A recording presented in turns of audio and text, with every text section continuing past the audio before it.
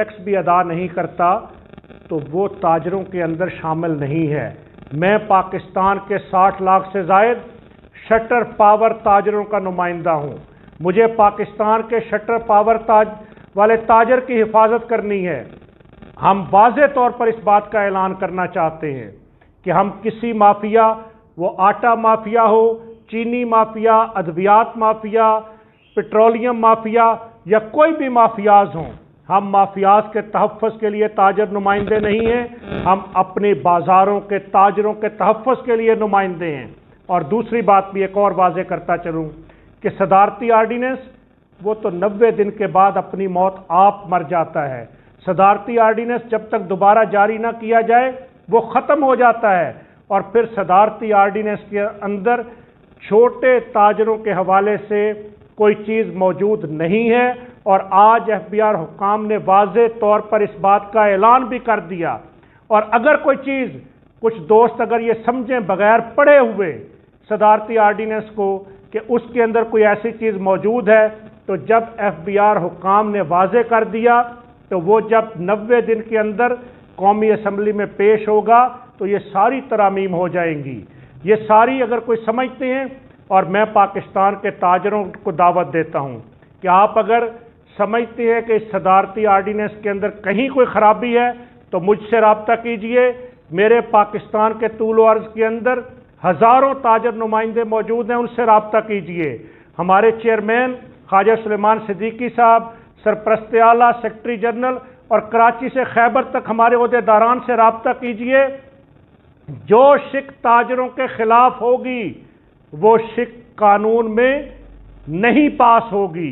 बड़े वाज़े तौर पर यह बात कहते हैं, लेकिन यह बात भी कहना चाहते हैं कि हम बामकसद और बामैनी मुज़ाकरात के ज़रिए हमेशा मसाइल का हल चाहते हैं। हम एहतजाज, धरनों और घेराव जलाओ का शौक़ नहीं रखते, लेकिन अगर कहीं हुक्मरान हमारी दलील और मंतक की बात को ना माने तो फिर हमने मुकदमात, गिरफ्तारियों और जेलों के सामने भी किए हैं। हम डरने वाले, झुकने वाले, बिकने वाले और अपने मफादात के लिए ताजरों का सौदा करने वाले नहीं हैं। मैं पाकिस्तान के तमाम ताजरों को इस बात का यकीन दिलाता हूँ कि कराची से खैबर तक किसी ताजर पर अगर कोई आंच आएगी, अगर कोई भी महकमा किसी मेरे ताजर को तंग करेगा तो मरकज़ी तंजीम ताजरान उसके हकूक़ का तहफ़्फ़ुज़ करेगी। मैं पाकिस्तान भर के ताजरों को खराज तहसीन पेश करता हूँ, मुबारकबाद देता हूँ, आपके जज्बों को, आपकी जुर्रतों को सलाम पेश करता हूँ कि आपके इत्तेहाद और यकजहती की बदौलत आज ये कामयाबी आपको नसीब हुई। और आपको इस बात का यकीन दिलाता हूँ कि जब भी ताजरों पर मुश्किल वक्त आएगी हम आपके सामने खड़े होंगे। किसी इदारे को आप पर ज़्यादती नहीं करने देंगे। पाकिस्तान जिंदाबाद, ताजर बिरादरी पाइंदाबाद। मुअज़्ज़ज़ ताजर भाइयों, अस्सलाम वालेकुम। उम्मीद है आप खैरियत से होंगे। अभी हमारे ताजर एक ग्रुप की तरफ से ये ऐलान हुआ है कि मुज़ाकरात कामयाब हो गए हैं बीआर के साथ और उन्होंने अपना 27 सितंबर का एहतजाज मौखर कर दिया है, बल्कि मुलतवी कर दिया है, ख़त्म कर दिया है।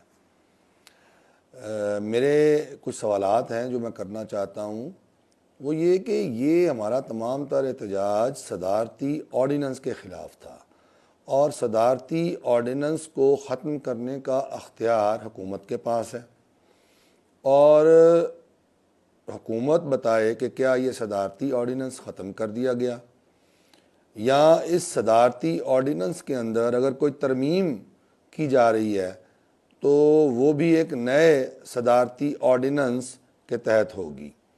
तो हुकूमत ये बताए कि क्या नया तरमीमी सदारती ऑर्डिनेंस जारी किया जा रहा है और फिर एफबीआर का कोई एसआरओ और एफबीआर का कोई नोटिफिकेशन जो है वो इस सदारती ऑर्डिनेंस के सामने ज़ीरो है। ये बात हमें ज़हन में रखनी चाहिए। हमारा एहतजाज 29 सितंबर को हो रहा है। हम एफबीआर ऑफिस का घेराव कर रहे हैं और ताजर बरादरी मुल्क भर की जो है वो तैयारी कर रही है। तो इस मौका पर इस तरह की ख़बर का आ जाना میں سمجھتا ہوں کہ ذمہ داری کا مظاہرہ کرنا چاہیے تاجر قیادت کو، اور رہنمائی کا فریضہ انجام دینا چاہیے، نہ کہ گمراہی پھیلائی جائے۔ تو تاجر بھائیوں، آپ 29 سپتمبر کے احتجاج کی مکمل تیاری کریں، اور میں آپ کو بڑے یقین سے کہہ رہا ہوں کہ جو بھی مذاکراتی عمل ہمارے تاجر بھائیوں نے کیا ہے، اس مذاکراتی عمل کو نتیجہ خیز اگر بنانا ہے تو وہ ایف بی آر کے کھوکھلے اعلانات کے نتیجے میں نتیجہ خیز نہیں ہوگا۔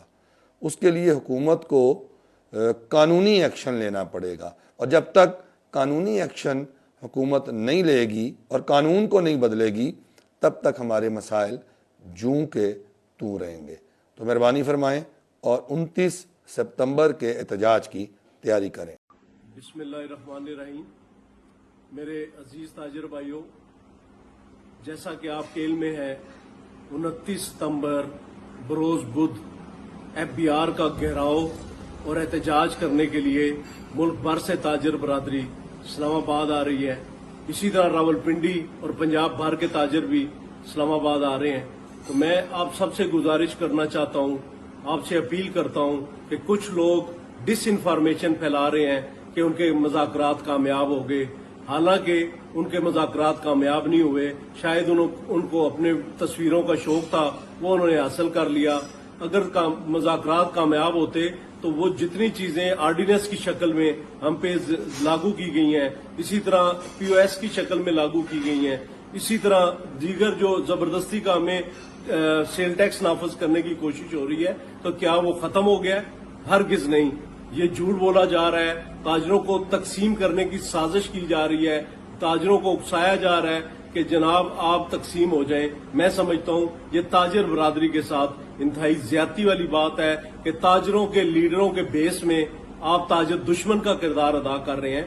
تو میں یہ سمجھتا ہوں کہ یہ انتہائی ظلم اور زیادتی ہے تاجر بھائیوں کے ساتھ۔